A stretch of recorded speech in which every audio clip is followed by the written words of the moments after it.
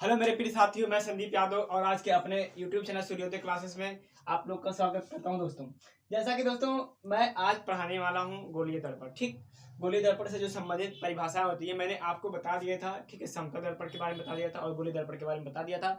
तो आज इसका तीसरा पार्ट है। दोस्तों, आप लोग थोड़ा सा कंसंट्रेट होकर इसके ध्यान दीजिए। ठीक है, और हम बहुत बेहतरीन तरीके से तैयारी करते चलेंगे। ठीक है, तबीयत लगातार खराब है दोस्तों। ठीक है, जान रहे मौसम चेंज हो रहा है, थोड़ा कोल्ड ड्रिंक पी लिया था, उसके लिए क्या कहते हैं जुकाम बुखार बहुत ज्यादा हो गया था। तो दवा खा के मैं हमेशा खड़ा हूँ आपके लिए, सदा तत्पर रहूंगा दोस्तों।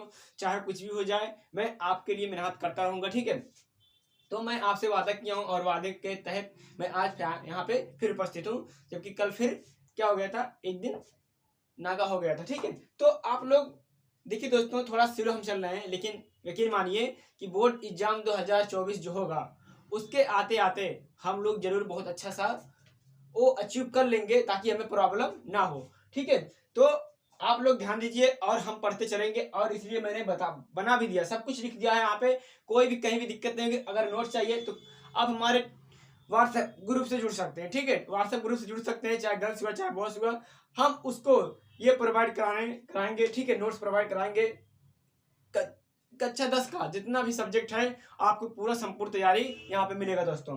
भले ही मैं अकेला हूँ, लेकिन अकेला काफी हूँ। ठीक है, तो दोस्तों आप लोग बने रहिए और कंसंट्रेट होकर पूरा ध्यान दीजिए। हम लोग पढ़ते हैं। ठीक है, क्या कह रहा, गोलीय दर्पण से संबंधित परिभाषाएं। ठीक है दोस्तों, इसके संबंधित जो परिभाषा होती है दोस्तों, तो उसको हम लोग एक बारीकी तरीके से यहाँ अध्ययन करेंगे कि क्या होता है। ठीक है, बहुत सी छोटी छोटी परिभाषाएं 1 नंबर 2 नंबर पूछ ली जाती हैं, और पूछे या ना पूछे, लेकिन हमें इनके बारे में मालूम होना चाहिए दोस्तों। ठीक है, तो आप लोग देखिए क्या कह रहा है। एक आता है, ठीक है, ये गोलीय दर्पण से संबंधित परिभाषाएं हैं, सिर्फ गोलीय दर्पण से संबंधित है। ठीक, लेकिन ये और गोलीय दर्पण में क्या आते हैं, अवतल और उत्तल दोनों आते हैं। ठीक, तो अब देखते हैं वक्रता केंद्र क्या होता है दोस्तों। पहला नंबर, ये वक्रता केंद्र क्या होता है दोस्तों।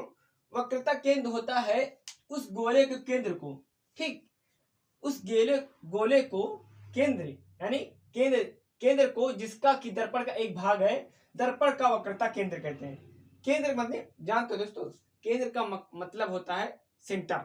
ठीक, और सेंटर कहाँ दिख रहा है, चाहे उत्तल दर्पण हुआ चाहे अवतल दर्पण हुआ, ये क्या है, ये सेंटर है। ठीक, तो इसका आधा भाग क्या कर रहा है, इसका आधा भाग यानी एक भाग इधर एक भाग इधर।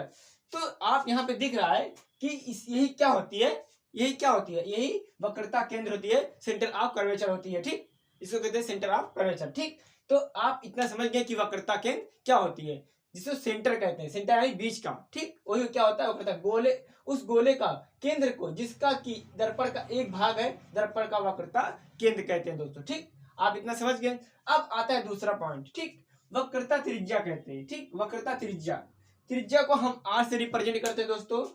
उस गोले की त्रिज्या को, इस गोले की त्रिज्या को यहां देखिए बनाया हूं, इस गोले की त्रिज्या जो है को जिसका दर्पण का एक भाग, दर्पण की वक्रता त्रिज्या कहते हैं। एक भाग यानी जो ये होता है, जो ये क्या कहते हैं, उस गोले की त्रिज्या को एक दर्पण का एक भाग यानी दर्पण का एक भाग यानी इसका जो एक भाग है, एक भाग सेंटर ऑफ कर्वेचर से जिसका दर्पण का एक भाग है, दर्पण की वक्रता त्रिज्या कहते हैं। यहां से और यहां तक। ठीक, ये जो दूर ये होती है क्या कहते हैं दोस्तों, उसकी त्रिज्या, इसी को आर से रिप्रेजेंट करते हैं। त्रिज्या को किससे, आर से रिप्रेजेंट करते हैं दोस्तों। ठीक, आप इतना समझ गए।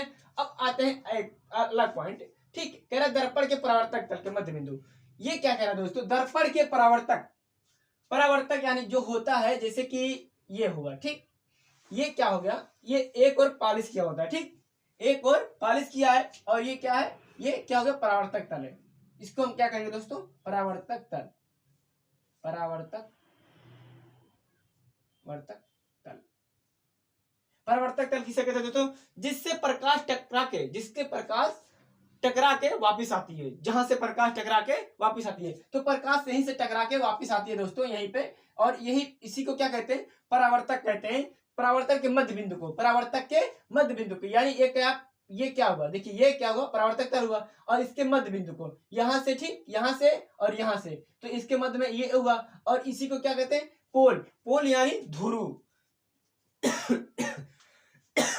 पोल क्या होता है दोस्तों, ध्रुव होता है। तो ध्रुव को ही क्या कहते हैं, पोल कहते हैं, जिसको मध्य बिंदु का होता है जिसमें मध्य बिंदु परावर्तक तल के मध्य बिंदु, ये परावर्तक तल हुआ और इसी के क्या होता है मध्य पी होता है, और पी मतलब पोल, पोल मतलब ध्रुव, ठीक, यानी इंग्लिश में कहते हैं पोल, अब इसको कहते हैं ध्रुव, ठीक, हिंदी में।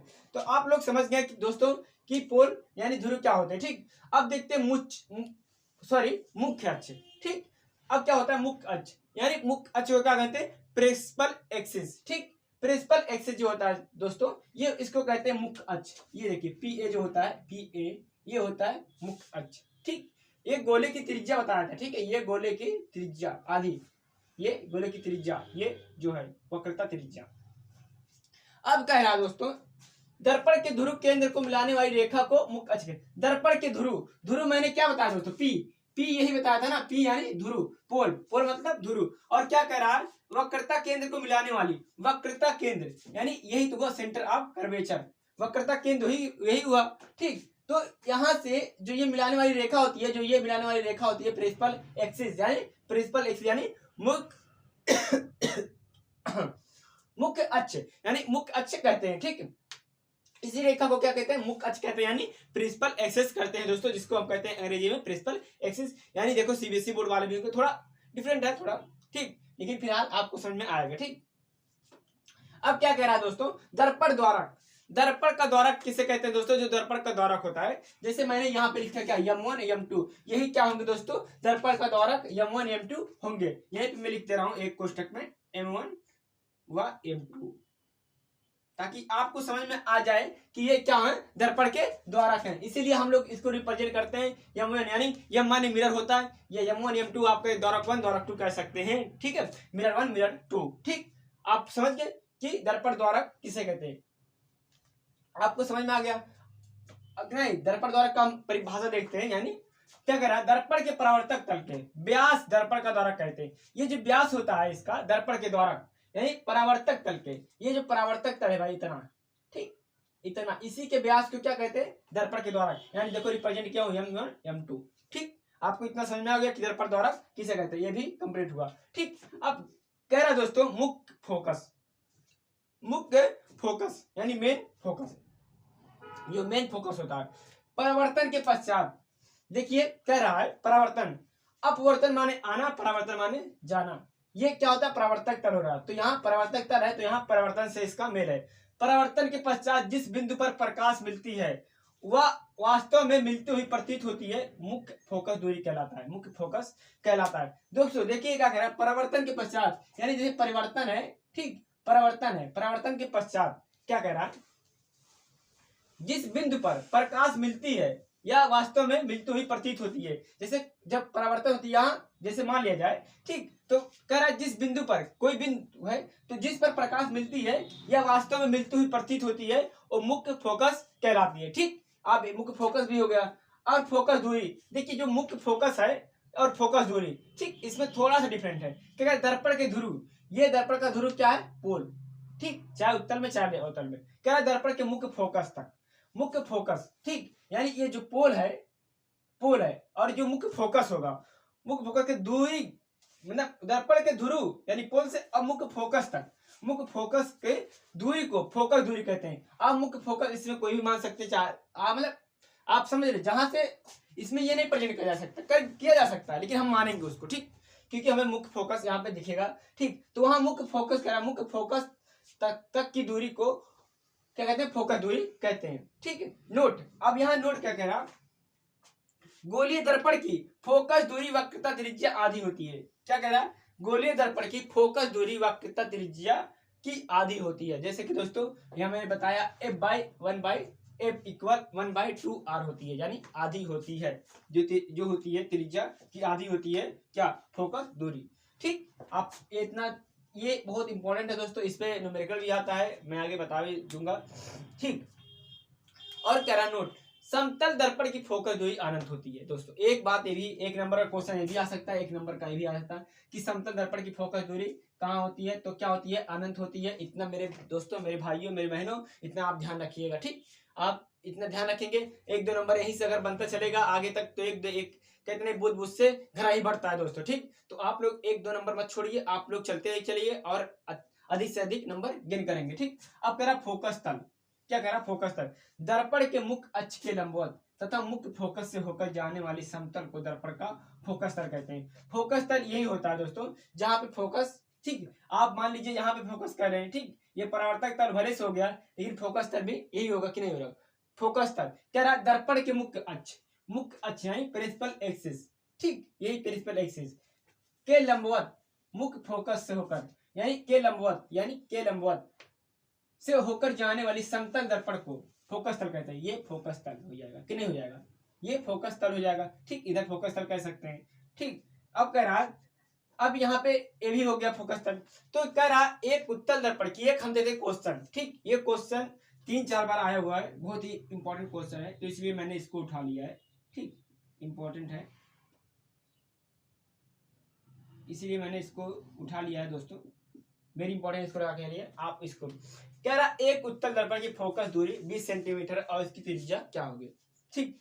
तो कह रहा है दोस्तों इसकी त्रिज्या पूछा है यानी आर पूछा है, ठीक। तो हम लोग यहां से क्या करेंगे, एफ बराबर क्या होता है 1/2r होता है, ठीक, 1/2r होता है, यानी त्रिज्या आधी होती है, ठीक, त्रिज्या की आधी होती है। तो कह रहा एक उत्तल दर्पण की फोकस दूरी, ठीक, फोकस दूरी कितनी है 20 सेंटीमीटर है। कह रहा 20 सेंटीमीटर, क्या कह रहा फोकस दूरी कह रहा, क्या कह रहा दोस्तों फोकस दूरी कह रहा, फोकस दूरी क्या कह रहा 20 सेंटीमीटर। मान लो हम 20 सेंटीमीटर कर लिए, ठीक, और क्या हो गया 1/2r, और त्रिज्या क्या होगी, त्रिज्या यानी ज्ञात करना है, ठीक, ये हो गया। तो दोस्तों अगर हम देखें तो इसके भी ये क्या है 1 है, ठीक। तो अगर हम यहाँ पे आप देख सकते हैं इसके भी नीचे 1 मान सकते हैं कि नहीं, होता है कि नहीं। तो हम लोग r को इधर लेंगे, ठीक, r को इधर लेंगे, और जब, ठीक, अब जब ये उधर जाएगा तो क्या हो जाएगा, ये भाग में है इधर जाएगा गुणा में हो जाएगा, ठीक।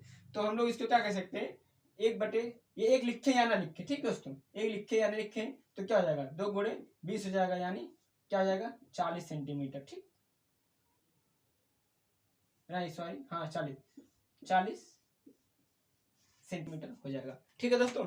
आप लोग देख लीजिए इतना अच्छे से, आप लोग को कहीं भी कोई दिक्कत नहीं आया होगा जहां तक मुझे लग रहा है। तो दोस्तों आप लोग हमारे चैनल में बने रहिए, आपको जो सपोर्ट कर रहे हैं उसका, जो आप हमारा सहयोग कर रहे हैं उसके लिए आपको तहे दिल से धन्यवाद दोस्तों। और हमारे व्हाट्सएप ग्रुप में जुड़ने के लिए आपको लिंक डिस्क्रिप्शन में, आप वहां से जुड़ सकते हैं और अच्छा नोट्स के साथ, अच्छा बेहतरीन तरीके के साथ जो भी है आप प्राप्त कर सकते हैं दोस्तों, ठीक है। तो आप लोग पढ़ाई करते रहिए दोस्तों। जय सूर्योदय क्लासेज में यहीं पे आज से एंड करता हूँ सेशन, आज का बहुत जोरदार और सेशन था दोस्तों, आप लोग पढ़ाई करते रहिए दोस्तों, ठीक है। और आपका टाइम वेस्ट ना करते हुए मैं यहीं आप विराम देता हूं दोस्तों। तो आप लोग ख्याल रखिएगा अपना और अच्छे से पढ़ाई करते रहिए। जय सूर्योदय क्लासेज।